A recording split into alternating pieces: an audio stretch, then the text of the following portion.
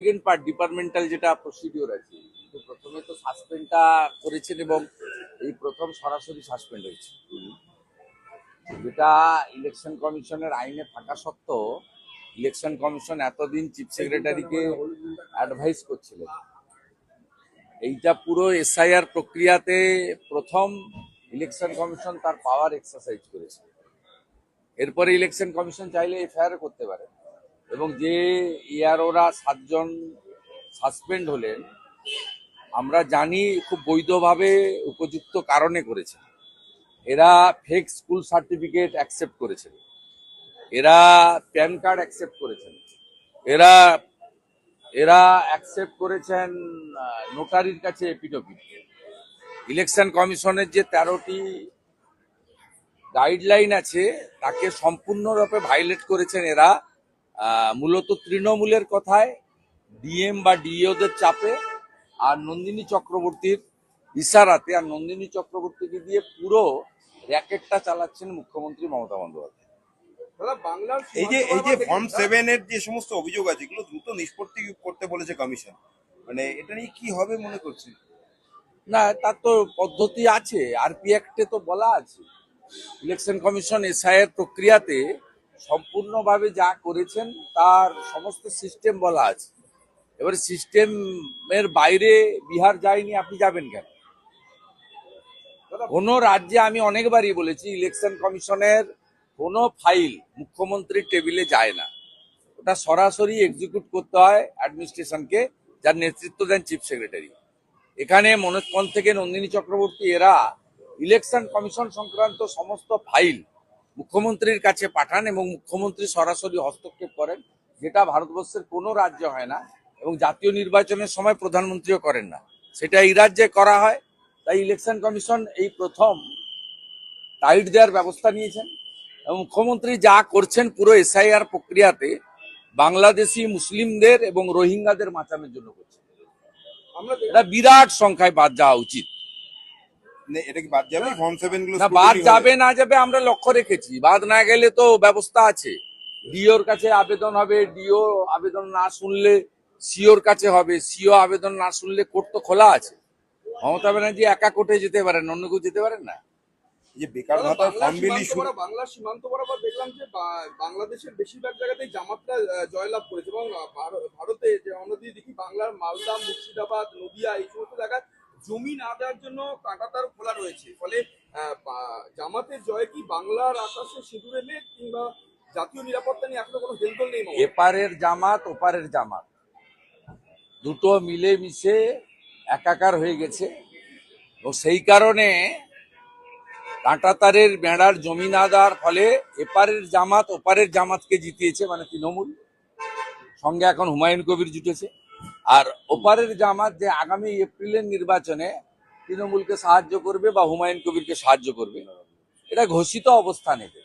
এবং খুব অ্যালার্মিং ভারতীয়দের ক্ষেত্রে এবং বাঙালি হিন্দুদের ক্ষেত্রে।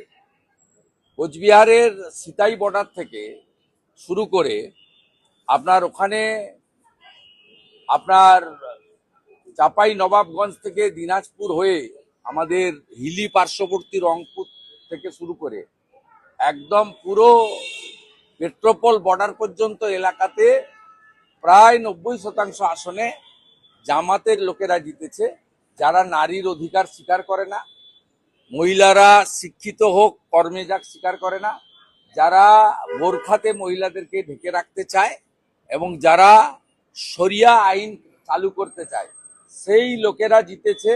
এটা পশ্চিমবঙ্গের ক্ষেত্রে খুব মারাত্মক, অ্যালার্মিং। এবং কিছুদিন আগেই হরিহর পাড়াতে খাজেরি মাদ্রাসাতে আপনার 7 শেখ গ্রেপ্তার হয়েছিল। সে একজন জঙ্গি, আনসারুল বাংলার সঙ্গে যুক্ত। সেখানে ভোটার তালিকায় নামও তুলেছে, 3 বার ভোট দিয়েছে। সব মিলিয়ে আমাদের আসন্ন নির্বাচনে আমাদের জাতীয় সুরক্ষা এবং হিন্দুদের সুরক্ষা ভবিষ্যতের প্রশ্ন যুক্ত। তাই পশ্চিমবাংলার রাষ্ট্রবাদীরা ঐক্যবদ্ধভাবে এবারে নির্বাচনে জামাত টুকে এখান থেকে উৎখাত করবেন, এই বিশ্বাস আমাদের আছে। যুবসাথীর ক্যাম্পে ডাক্তারি পড়ুয়া, সিএ, হ্যাঁ বিটেক এদের সমস্ত লাইন এক মহিলা কাঁদতে কাঁদতে বলছেন আমি- ছেলে চাকরি নেই। না আমি আপনাকে বলি, আমি 3 দিন ধরে গত পরশুদিন সল্টলেক বিজেপি অফিস থেকে বলেছিলাম, কালকেও বলেছি, আপনি কেন লাইনে দাঁড় করাচ্ছেন? এখন কোথাও লাইনে দাঁড়াতে নেই, সব অনলাইন হয়ে গেছে, পোর্টাল হয়ে গেছে, কেন লাইনে দাঁড় করাচ্ছেন? এবং লাইনে দাঁড় করিয়ে একটা জিনিস সুবিধা হয়েছে, সেটা হচ্ছে পশ্চিমবাংলার যে বেকারদের ভয়াবহ চিত্র, রবিবার শিব চতুর্দশীর দিন সেখানেও 5-7-8 লক্ষ যুবক যুবতী তারা লাইন দিয়েছেন, বাবা মা লাইন দিয়েছেন, কি ভয়াবহ চিত্র একদিনেই দেখেছেন। এবং আপনারা দেখেছেন কালকে মিডনাইটে বা আজকে সকালে পেয়ে গেছেন যে অনলাইন করে দিয়েছে। এটা তো আগেই করা যেত, ঠিক আছে দাদা, অনলাইন অনলাইন করে দিয়েছে। আপনারা দেখুন, তাকে অনলাইন করে দেওয়া হয়েছে। আপনার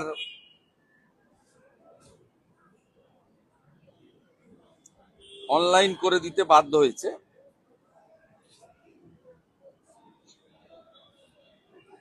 অনলাইন করে দিয়েছে, ওই সাথে অনলাইন। এবং আরো দেখবেন, কালকে একজন আমাদের যুবক বন্ধু পোস্ট করেছে, যাকে আমি রিপোস্ট করেছি এক্ষুনি, সেটাতে সুপ্রতিম চন্দ্র সরকার, যুবসাথী প্রকল্পে আমি নিজেকে এনরোল করাচ্ছি না, আমি আমার কোন রকম তথ্য এই সরকারকে দিতে রাজি নই। 2012 সালে এমপ্লয়মেন্ট ব্যাংকের নাম নথিভুক্ত করিয়েছিলাম যুবশ্রী প্রকল্পে, ভাওতা দিয়ে তথ্য জমা করে টাকার 1 ফোঁটাও পাওয়া যায়নি। এইটা গ্রাউন্ড রিয়েলিটি। আমি প্রথম দিন থেকে বলছি, 2012-13 অর্থবর্ষের বাজেটে যুব উৎসাহ প্রকল্প লিখেছিলেন ডক্টর অমিত মিত্র। অক্টোবর 2013-তে নেতাজি ইন্ডোরে সরকারি সভায় মুখ্যমন্ত্রী বললেন এটা যুবশ্রী। তিনি বললেন 17 লক্ষ অ্যাপ্লিকেন্ট, 1 লক্ষ লোককে আমি দিলাম এমপ্লয়মেন্ট ব্যাংকে টাকা, আমি পর্যায়ক্রমে দেবো। সেই 2017 সালে এই স্কিমটাকে তুলে দিলেন।